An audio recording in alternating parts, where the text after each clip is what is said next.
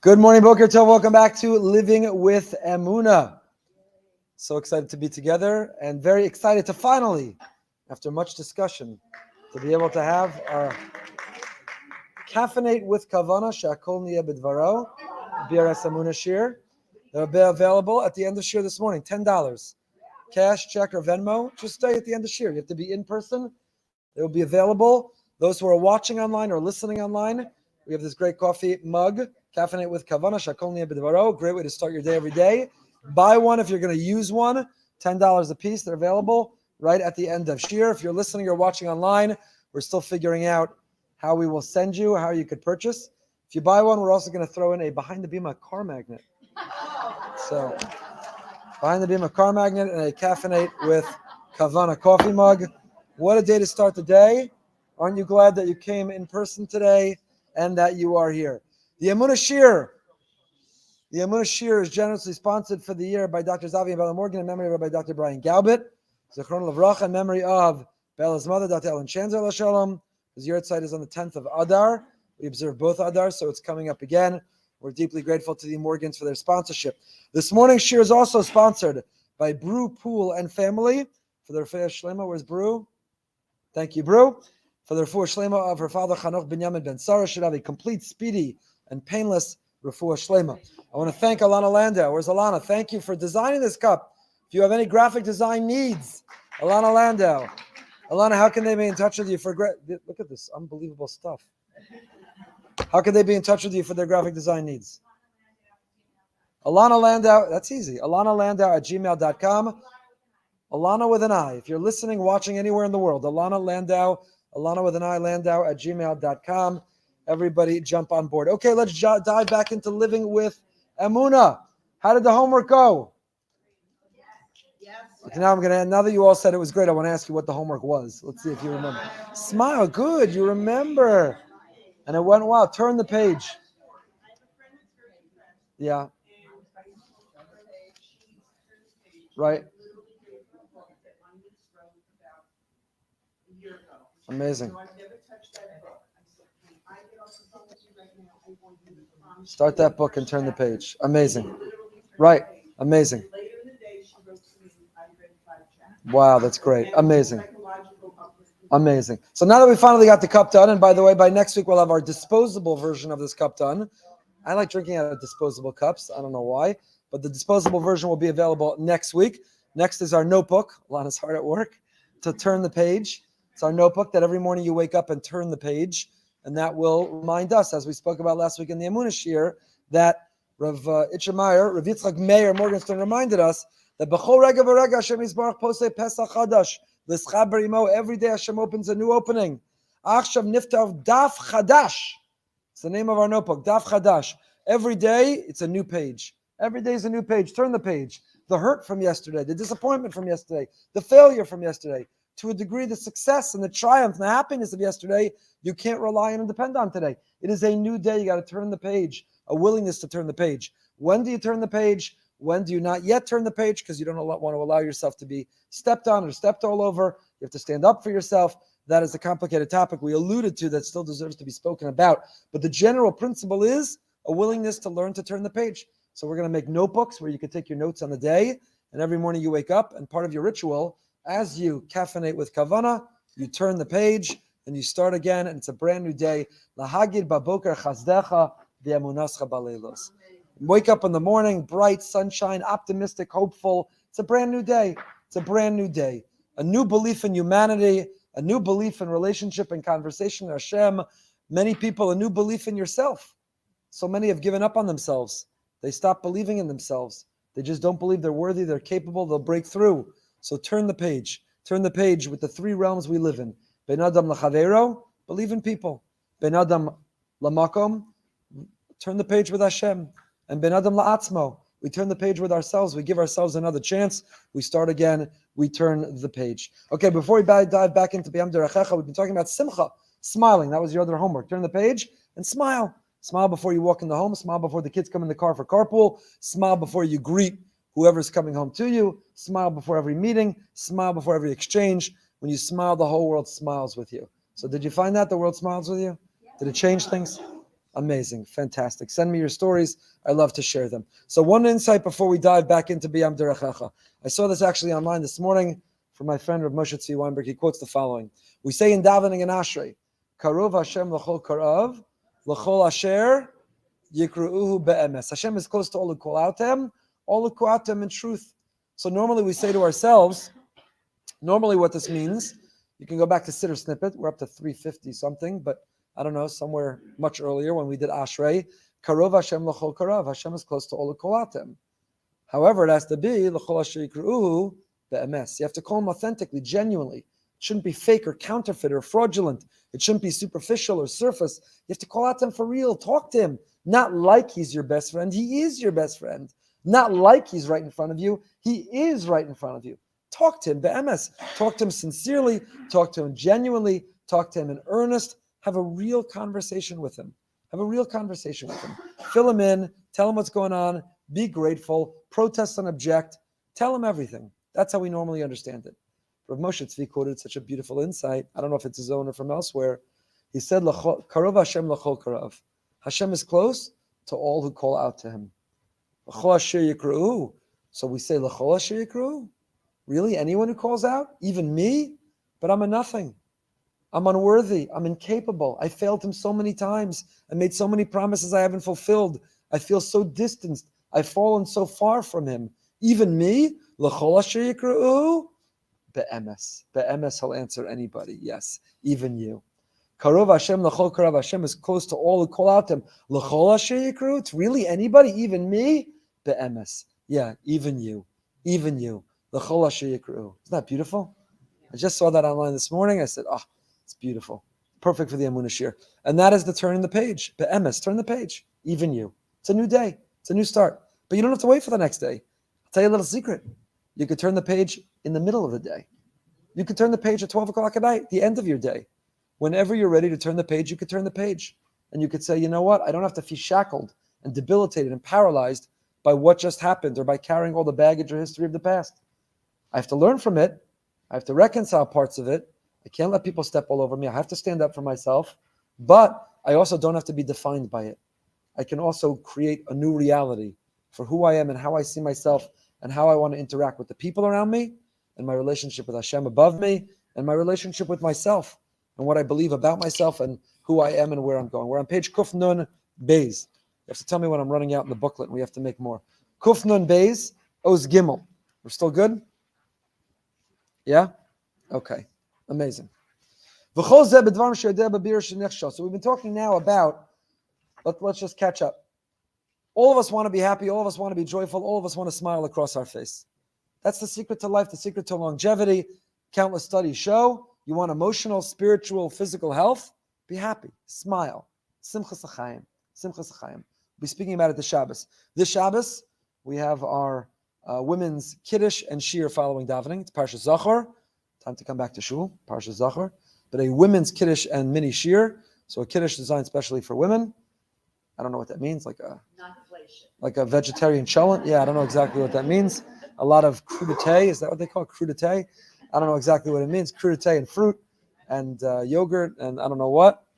But women's Kiddush and short shir. And the topic of our shir is stay calm and carry on, overcoming the hysteria of Amalek. Amalek, the voice of Amalek is the voice of hysteria, of panic, of anxiety. And part of the defeat of Amalek in the story of Purim is how to stay calm and carry on. So that is our topic. That is our topic for Shabbos morning, following the 9:15 minyan, approximately 11:05. That's our topic, women's Kiddush. And we are totally biased and discriminatory in the shul. We are totally not egalitarian. We have a tremendous bias towards women. In the history of the shul, I don't know that we've ever had a men's Kiddush and Shir, ever. But we've had several women's Kiddush and Shir, so we are totally biased and discriminatory. I'm waiting for the men to revolt and rebel against me. Kiddush Club. Okay. We've never had anything authorized by the shul that has been men's Kiddush and Shir. Okay. So we want to be happy. We want to be besimcha. That's the secret to longevity, the secret to life. Menuchas hanefesh, happiness. But the secret to feeling happy is feeling whole. And none of us feel whole. We're all incomplete. And we're incomplete simply by virtue of being alive, by being awake, by having to confront the day. by the fear of the unknown. What could yet happen today that we don't know? Who knows what will be and what will happen? So how can I feel whole and complete? To which the answer is, the only way to feel whole is to attach ourselves to the source of wholeness, to the only being that is whole, namely the Eibishter, the Ribono Shalom, Hashem, God, whatever you want to call him, to our Father in heaven. We are whole when we attach ourselves to He who is whole, and that completes us. Hashem, you complete me. Well, we're not going to make anything with that on it. That's already been taken. But Alana, don't get any ideas. But Hashem, you complete me. You complete me. I'm broken, but you complete me. As the Katzker, there's nothing as whole as a broken heart. So how do we feel that way? What brings us down? What makes us sad? When we feel that we're a failure. When we feel we've made mistakes. When we feel that we act compulsively in a way that is inconsistent with our values. And again, secular research and literature says that when a person acts out in a way that's inconsistent with the stated values they claim to have, they get depressed. Act out can mean anything. It can mean going in debt because you spend money you don't have. It means looking at images and acting on them that you shouldn't. It means consuming substances, engaging in behaviors. But those very behaviors, substances, or materials that people think by engaging will bring them happiness actually does the opposite. There's a momentary fleeting happiness, and then there's a depression. I'll give you an example I think we can all relate to, most of us can relate to, that is a simple, sort of benign example, only it's not, and it's in the area of food, right? So we say, I don't want to eat it late at night, and then there's the bag of Cape Cod potato chips that someone who claims to love us buys for us nonetheless. We won't mention who they are. Maybe we forced them to and yell at them that they didn't, and then they do, but they don't really love us because they did. So the Cape Cod potato chips, they're supposed to know not to listen to us. This is all hypothetical. I'm talking about my neighbor. So it's 11 o'clock at night. There's a bag of Cape Cod potato chips. You're hungry. It's been a long night. You finally have a moment to rest, and you've eaten the entire bag. You were just going to have one, but they're so good. So you ate the whole bag. So while you were eating it, they're delicious. The crunch, the texture, the fry, the salt. It's all the combination. That's how they got you. It's unbelievable. It's unbelievable. While you ate it, it was unbelievable. It was exactly what you needed. It hit the spot. And the second you're done, you hate yourself. I don't think I'm exaggerating when I use the words. This hypothetical person says, I hate myself. Why did I do that? I promised I would never do that. It's late at night. I have a stomach full of Cape Cod potato chips. I'm about to lie horizontally for a few hours. Nothing good will come from that. I won't feel good about this decision, not only in the morning, I don't feel good about it right now. And I hate myself. But I don't understand. You just enjoyed it. They were delicious. The crunch, the salt, the texture. Why do you hate yourself? The answer is because when we behave in a way inconsistent with what we claim and say we want to be, we fall depressed. That's the human psyche. It's the way we were designed. That's what Itche Meir is writing. So the way to overcome that is to forgive ourselves, is to turn the page, is to find the simcha nonetheless and say, we may have failed, we may have lost a battle, but the war's not over. And we turn a page. So I got to the bottom of the bag. So I'm going to create new boundaries. No more potato chips, a lock combination on the cabinet, whatever I need to do. But I'm going to create new boundaries, new protocols. I may have failed, but I'm going to turn the page and I'm going to forgive myself. I'm going to learn from it. I'm going to grow from it, but I'm going to turn the page on it. And I have Emunah. Hashem, I have faith in you. You were with me when I ate the potato chips. I said the bracha before. Why didn't you stop me? I said the bracha after. But Omnom lefamim hayetz hara mislabesh b'tztala shel cheshbon hanefesh ube'emes ze stam bilbulim va'az tzarich ladas lo lehisachis elov klal. Sometimes the Yetzer Hara acts noble. This is the most pernicious, the most dangerous form of the Yetzer Hara. Is not when the Yetzer Hara comes and says, I'm the little devil on your shoulder and I'm devilishly going to get you to do dangerous and bad and immoral and unethical things. Not the little Yetzer Hara that says, we know we shouldn't be eating this, we're going to eat it. We shouldn't say this Lashon Hara, we're going to say it. We shouldn't look at this, we're going to look at it. Not the Yetzer Hara that knows that what it's doing is wrong. The most dangerous Yetzer Hara is the one that dresses up and presents itself as the noble Yetzer Tov. So the Yetzer Hara says, it's time to take inventory. Let's do a cheshbon nefesh of your life. Let's evaluate who you are and all the mistakes you've made. Let's only remember and hold on to all the failures, all the shortcomings. Let's remember how fallible you are, how pathetic and lowly, incapable, incompetent, unworthy you are. And the Yetzer Hara says, why are we doing that? Because to grow, you have to do cheshbon nefesh. You have to do cheshbon nefesh. It's a sefer cheshbon nefesh that Benjamin Franklin plagiarized and wrote an English book based on the sefer cheshbon nefesh. It's fascinating. You can Google it and look it up. Cheshbon nefesh is generally a very positive thing. To take inventory of our lives, to evaluate who we are and who we want to be, and to make resolutions to get there. It's generally a very positive thing. But when it's the Yetzer Hara trying to get you to do a cheshbon nefesh, when you're down and out, when you're negative, when you're not believing in yourself, and just then the Yetzer Hara kicks in and says, now's the perfect time for a cheshbon nefesh. Don't listen. Sometimes we do things we think they're okay. And then the Yetzer Hara kicks in and says, who are you and what are you? Why'd you do that? It's not okay. Don't you know that you're capable of more and better? Don't you know there are opinions that this is not okay?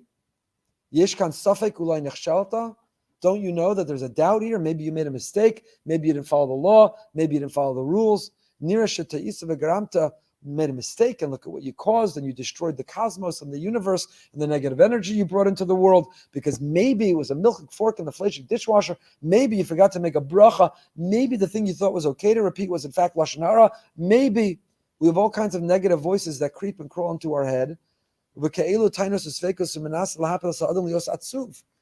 the Yetzer Hara trying to knock you down and knock you over and bring you down and make you sad and make you stop believing in yourself.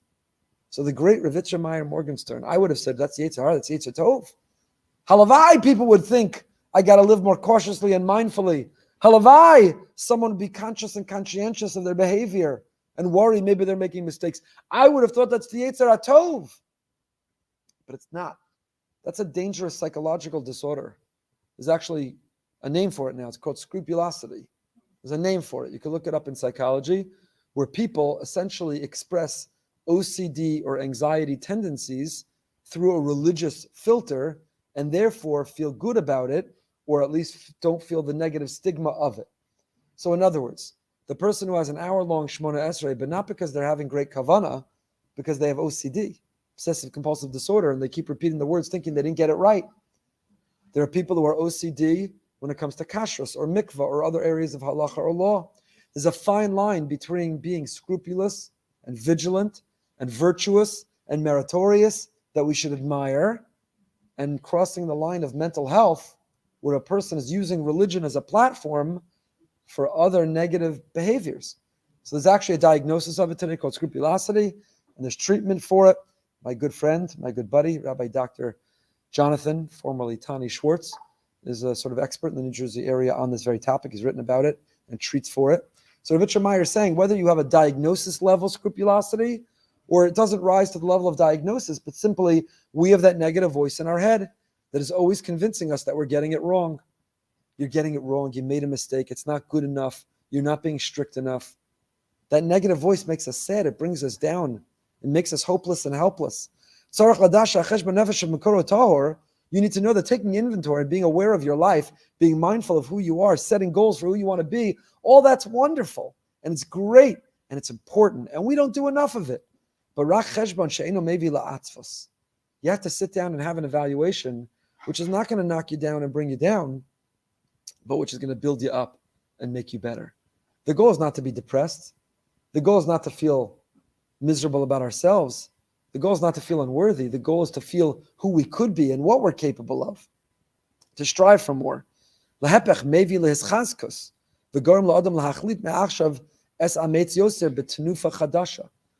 like parent-teacher conferences with ourselves.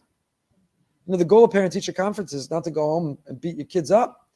You didn't do this and you did the other thing wrong, and I heard you disrupting class and you don't try hard enough and you're underachiever and you're miserable. Okay, give me your devices and have a good night. That's not the goal of parent-teacher conferences. By the way, parenthetically, the goal of parent-teacher conferences is also not to beat the teacher up. If we have a teacher crisis across the entire spectrum of the Jewish community and of the frum world, there's an enormous crisis of we can't get teachers and rebbes and mechanchim and mechanchos. I don't care which part of the frum world you're part of, there is a crisis. It was the theme of the Torah Masorah conference this year. You can't get teachers. And maybe, there's a lot of reasons, a lot of variables, salary a big part of it, but a big part of it also is instead of admiring the teachers and putting them on a pedestal and being grateful for their sacrifice, Today we beat them up and we talk about them at our table, and our kids are always right and the teacher's always wrong. So who in their right mind would want to go into that? Yocheved often says, when we were kids, children would sit there on parent-teacher conference night. It's the only night of the year that you went to sleep early before your parents got home. Because you didn't want to hear what they had to say and the feedback and the consequences. Maybe it's just me and Yocheved. You were all perfect students and you stayed up and you couldn't wait to get the accolades. Maybe not even Yocheved, but I was asleep early on parent-teacher conference night. So it used to be that kids would sit there, they would shake in fear, parent-teacher conference night. Now the teachers shake in fear. What are the parents going to yell at me about? What are they going to criticize me for? What did I do wrong? Why am I to blame for whatever is going wrong with their child? How do we get into that? Oh, because we have parent-teacher conference night with ourselves. Cheshbon HaNefesh. So you don't come home from parent-teacher conference night and beat your kid up. You're incapable, you're unworthy, you're an underachiever, you're a misfit, you're disruptive. But you come home and you say, your teacher said you do X, Y, and Z wonderfully, and you have A, B, and C potential. But there are areas we could do better. There are areas that you could grow into more. You have such potential. Let's realize it. How can we support you in becoming the best version of yourself? That's the conversation a parent has when they come home. Not you're a failure and a garnished and a nothing, you'll never amount to anything, and you're hopeless, and your teacher says you're terrible. What will a child grow to be if that's what they heard? The child has to hear, you're amazingly capable, and you have such potential. And here are so many ways that you're already getting it right, and here are ways that we can still yet get it right and get it better. Let's do this. You got this. We can be a better version of you. That's the conversation. So Itche Meir says that's the conversation with ourselves too. When we have these Cheshbon HaNefesh moments, when we pause and consider and evaluate our lives, when we reflect on where we've been and where we're going, we should stop and say, not you're miserable, unworthy, incapable, oisvarf, low-life, reject, failure of a nothing. We stop and we say, okay, what did we get right? What can we have pride in? What are we grateful for? But yet, who can we still become? Where's our room for growth? What could we do better? How can we be a better version of ourselves? Zeklal Gadol, says Itche Meir, is a key principle. Kol davar v'chol machshava b'avodas Hashem shegoremes la'atzvos v'yeush v'lechoser cheshek lahamshich mekora b'yetzer hara. Listen to that sentence. I'm going to say it again. Listen carefully, ladies, and those online gentlemen. Listen carefully. Klal Gadol is a key critical principle. Kol davar v'chol machshava. Every concept, every topic, every thought in the service of Hashem that causes sadness and yeush. Yeush, what's yeush? Yeush is despair. Yeush is giving up. You know what halacha is? Yeush and halacha is, I have this bottle of water and I drop it outside. It fell out of my bag somewhere and someone discovers it. Are they allowed to keep it? The halacha would say, this bottle of water, yes. There's no name, there's no label, there's no identifying mark. Maybe if it fell in my parking spot in the parking lot, they can assume it came out of my car. But generally speaking, you find this in a public space, you can keep it. Why? What's the halachic mechanism that allows you to keep it? Yeush. The other person gave up. They therefore relinquished ownership. When I keep it, why aren't I stealing it from someone? This is someone else's bottle of water. I'm getting thirsty. Aren't I stealing it? Baruch atah Adonai Eloheinu melech olam shakol. Hydrate with kavana. Hydrate. Like water bottles. Hydrate with kavana. Caffeinate with kavana. Hydrate with kavana. Energize with kavana. We're going to come out with a whole... This is going to be great. Alana, you and I are going to get rich. We're not going to get rich. Every dollar, $10 a cup at the end of Shir, every dollar goes to the shul. Every dollar goes to the shul. Alana graciously donated her time, and I don't get one penny. Every dollar goes to the shul. AlanaLandau@gmail.com with an I. She's been amazing for me and for the shul, and she's fantastic at what she does. So you'll be helping yourself. So anything yesh. So what's yesh? So you find this. Why aren't you stealing? It belongs to someone. Why are you allowed to keep it? What's the answer? It doesn't belong to anyone. But what do you mean? It's someone's bottle of water. The answer is no. They had yesh. Halachically, yesh means they relinquished ownership. It no longer belongs to them. They relinquished ownership. They no longer own it. They gave up ownership. So now I can take it. It's hefker. It's ownerless. I can acquire it. That's why you're allowed to keep a lost object. Halachically, you have to return a lost object. We don't say finders, keepers, losers, weepers. That is not a Jewish concept. We believe in Hashavas Aveda. There's a mitzvah of Hashavas Aveda. You have to return a lost object. Hashavas Aveda. So why then can I keep some things? The answer is when it's something that I won't be able to identify the owner and return it, in those circumstances, I can assume they give up ownership and I can keep it. That's Yeyish. That's Yeyish. So there's a beautiful song. We sang it here when Rav Weinberger was here. Rabbeinu Sha'ag, that Rav Nachman of Breslev screamed out, Ein shum Yeyish ba'olam klal. There's no Yeyish in this world. I would sing it for you, but I don't want to hurt your eardrums. Rabbeinu Sha'ag, Ein shum Yeyish, Ein shum Yeyish, Ein shum Yeyish ba'olam klal. There is no despair in this world. There's no giving up hope. There's no owning our destiny. There's no stopping to own our destiny in this world. This notion of Yesh. So says Rabbi Itche Meir, if there's a thought, if there's a pattern of thought, if there's a topic which causes you to become sad and despondent and have despair, which gives you Yesh, which makes you give up, makes you become hopeless and helpless, it takes away your cheshek, it takes away your drive, it extinguishes your fire. The makor for that thought, the makor for that conversation is the Yetzer Hara. The source of that thought is the Yetzer Hara. Get rid of it. Overcome it. Purge it. Drive it out. It's never a positive thought. It's never a positive thought. If you're thinking and your conversation and you are consumed with thoughts that make you sad and negative and down and depressed and despair and hopeless and helpless, that is always only the Yetzer Hara speaking. Kimitov nolad tov, from good is born good. Umira nolad ra. Negative energy creates negative reality, and positive energy creates a positive reality. Nobody promoted this more than Lubavitcher Rebbe, Zecher Tzadik Levracha. The Rebbe and his positivity bias. I think there's a book, Positivity Bias, about the Rebbe's attitude and approach of positivity. I've shared it with you many times. The Rebbe said it in the very language that we use. He was asked to give an endorsement to a new hospital in Israel. He said on one condition, it's not a Beit Cholim, it's not a building for sick people, it's a Beit Refuah. If it's a building for sick people, while you're lying there, you feel I'm sick, I'm in a building for sick people. But if it's a building for healing and health, then you feel I'm getting better, I'm in a building for getting better. So much so that the Rebbe didn't use the words deadline. You got to get your article, we're going to print on the weekly, there's a deadline. He said deadline has the word dead. We call it a due date. A due date, something's about to be born. So we have to get the project in because something's about to be born. It's a due date, not a deadline. I'll give you 100 other examples, not my own, that the Rebbe insisted when he spoke to people and among his shlichim, who when you meet, and I'm not romanticizing, I know it's not perfect, but for the most part, whom you meet are just filled with positive energy and light and love and hope and positivity. Did you see the picture of all of the companies that are no longer in Russia? There's like 1,000 logos, and it said the one that's still in Russia, and it was a picture of Chabad. Right? It's amazing. Correctly, all these companies have left Russia, and the only one it said something like the only one still operating in Russia, Chabad. It's unbelievable, unbelievable. So the positivity bias of the Rebbe, it's a due date, not a deadline. It's a building for healing, not a building for sick people. And so many other examples. The very language that we use creates reality. Where did he get this from? It's not just the Rebbe. Here it's Rav Itche Meir. Mitov nolad tov, meira nolad ra.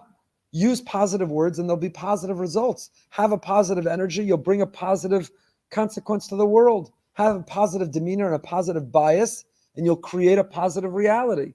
The opposite's also true. You know, there are people who walk into a room and their negative face kills the energy in the room before they open their mouth. They don't have to say a word. They walk in the room and they murder all the positive energy in the room. They're corpses of positive energy lying everywhere. They're murderers. They have murdered the positive energy. You want to say to them, stop, walk out, put a smile, walk back in. We need CPR in here right away. Right away. Stop, walk out, come back, try it again. Because when you sit at the dinner table, or you walk into the home, or you go into that conference room for that meeting, and you're just negative, it's not going to work, and everything's miserable, I'm so tired, everything's down, and I can't take it, and the world's falling apart. You need a spiritual defibrillator. Everybody sitting there is just like, you just killed me. I actually thought the world's a great place, and I was excited and happy and optimistic and positive, but I guess I was wrong. I guess I should be miserable with you. Misery loves company. So when you're miserable and negative and farbissina, you create that reality. We know that, by the way. Miserable people walk around and the people react and respond to them miserably, which just makes them more miserable and blaming the other people for their misery. And the positive people create positive realities about them. Tracht good and sein good, the Rebbe said, think good, it'll be good. Our energy that we put into the universe creates the reality. Where did the Rebbe get that from? Where did Rabbi Itche Meir get it from? What's the word for speech? Lidaber. Dibur is speech. What's the word for a thing? This cup is a thing. I don't know if you heard, we produced a cup, caffeinate with cup on. What's the word davar? Why is it the same word? Dalad Beis Reish. Davar and dibur, same word. Why? Because you create a thing with your speech. We create a davar with our dibur. We create reality with our speech, with our attitude. Positivity breeds positive results, and negativity creates a negative reality. So if that thought you're having right now, if that thought pattern that you're perseverating and marinating in, people marinate in a sous vide of negativity. Impressed? Sous vide. Impressed? Isn't it like 24 hours, like long sous vide, isn't that? So they sit and stew in their sous vide of negativity until they're entirely flavored with negativity. And they create negative reality. They walk in a room, the people around them, business, relationships, spiritually, religiously. We control our destiny. Happiness is a decision, it's not an emotion. Act positively, have a positive energy, use positive language, you'll bring about a positive result. Try it. Before you disagree and tell me why it won't work and it never worked, it never will work, try it. Try it. Next week we'll take a poll. So if you're having those thoughts, if you're having thoughts, says Rabbi Itche Meir, if you're having thoughts, I'm unworthy, I'm incapable, I'm incompetent, it'll never be better, this is just my reality, I have no mazel, this is the way it's meant to be, then you're going to bring about that reality. But we don't believe that. Says and sings the holy Reb Nachman, Ein shum yesh ba'olam klal. There cannot be yesh.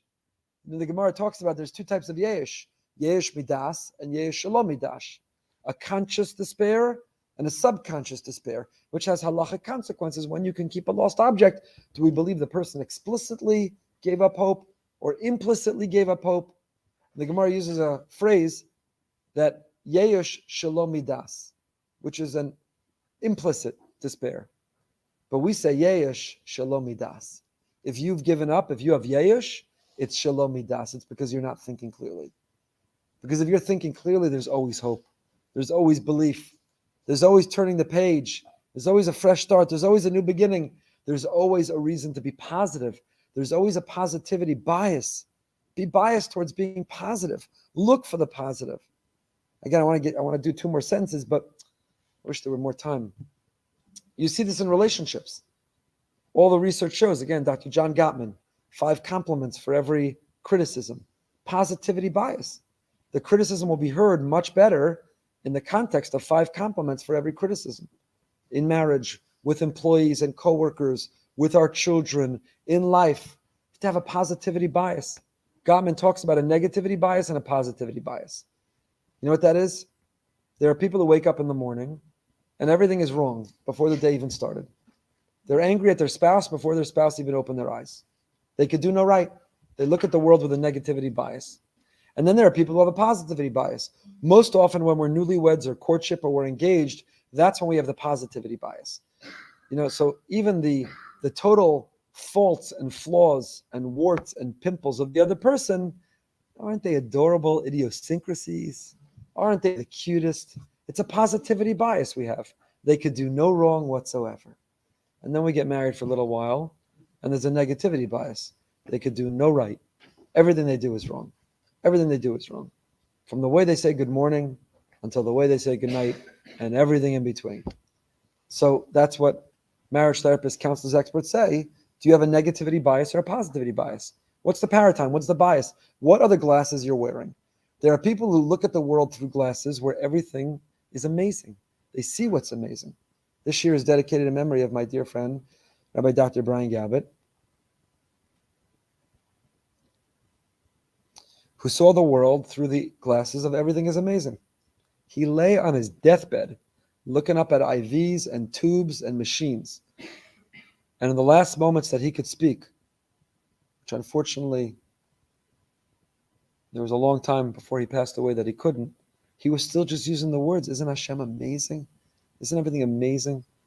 Isn't my family amazing? You could wear positivity glasses on your deathbed, and you could have everything in the world, health and money, and you look through these negativity glasses and everything's miserable. You could be on your deathbed and everything's amazing, and you could have every blessing that anyone could want and everything is terrible. Which glasses do you want to wear? Which glasses are you putting on in the morning?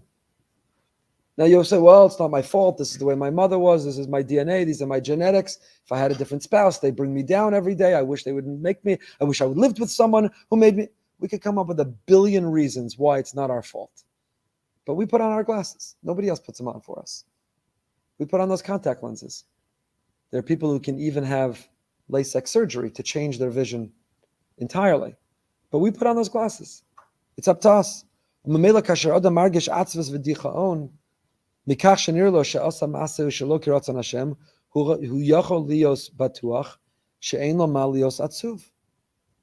that even when we make a mistake, we can learn from it, we can grow from it, we could and should feel a little bit of healthy shame from it, but we shouldn't feel sad from it.